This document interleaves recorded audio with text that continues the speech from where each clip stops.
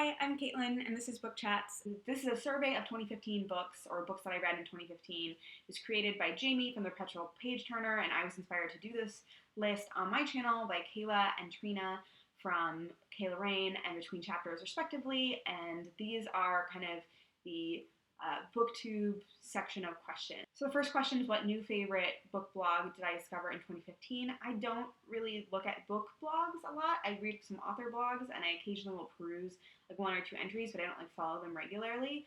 But of course, I follow a ton of people on Booktube. 2014 is the year I really got into Booktube, and 2015 is the year I started my channel. And this is a really hard question to answer because I feel like every single person that I'm friends with on Booktube, like, your channel is valuable and meaningful to me, and I love your work, and like, I'm friends with you. But I think if I had to choose like a favorite, like, it would be like, whose videos do I watch and like send to other people because they just make me so happy in the worst way. And I'll explain in a second.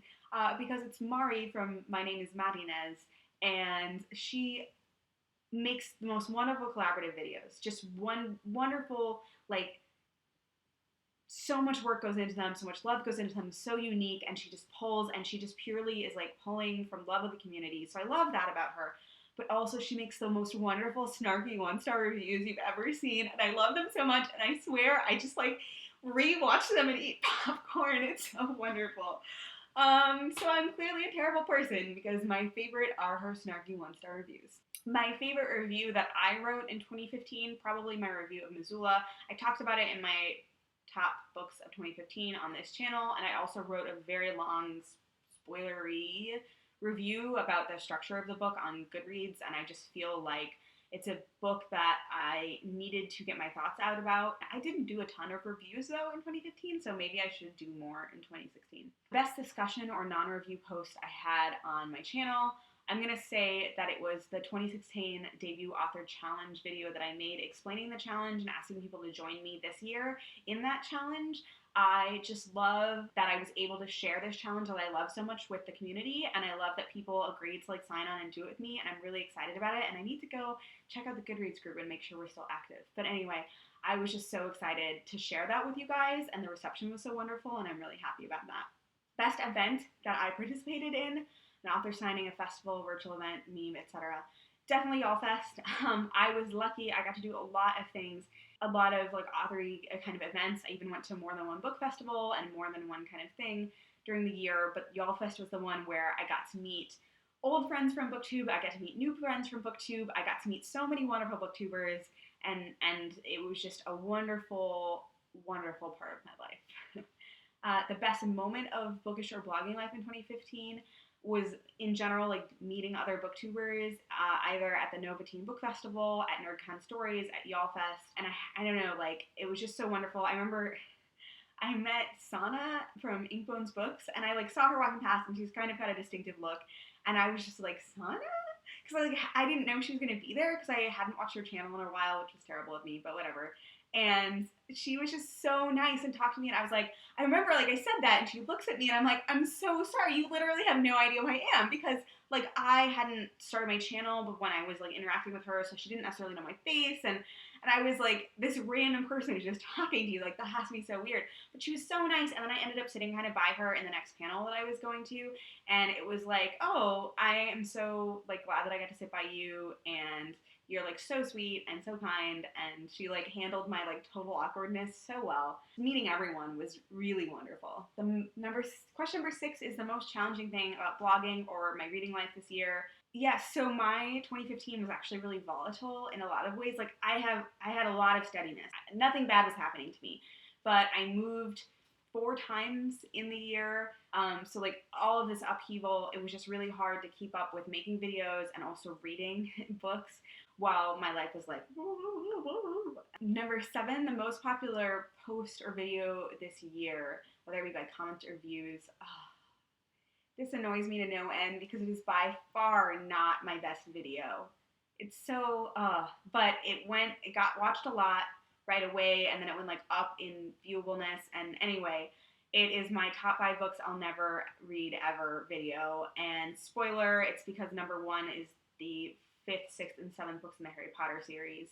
I'm never going to read them. I have not talked about that on my channel. I probably will talk about that in 2016. I have talked about it with some people in person, but basically that is why that video is so popular, because I made it like early on in my Booktube career, and I was so my Booktube channel, and I was so afraid that all these people that I had that were friends were just going to disown me, because Harry Potter is like quite understandably very big in Booktube. And so I like, as I was filming it, just like panicked, and I was like, everyone is gonna hate me, and you can tell that I visibly get more anxious as the video goes on. And so like a ton of people have watched it, and I just don't like the video. It's like a terrible angle, the lighting is terrible, I am not very professional in it. Like, ugh, I just wish it was not my most viewed video. Question number 8 is a post that I wish got a little more love. I'm actually gonna steal the same answer as Trina from Between Chapters, which is my piece of the Yellfest Hunger Games challenge.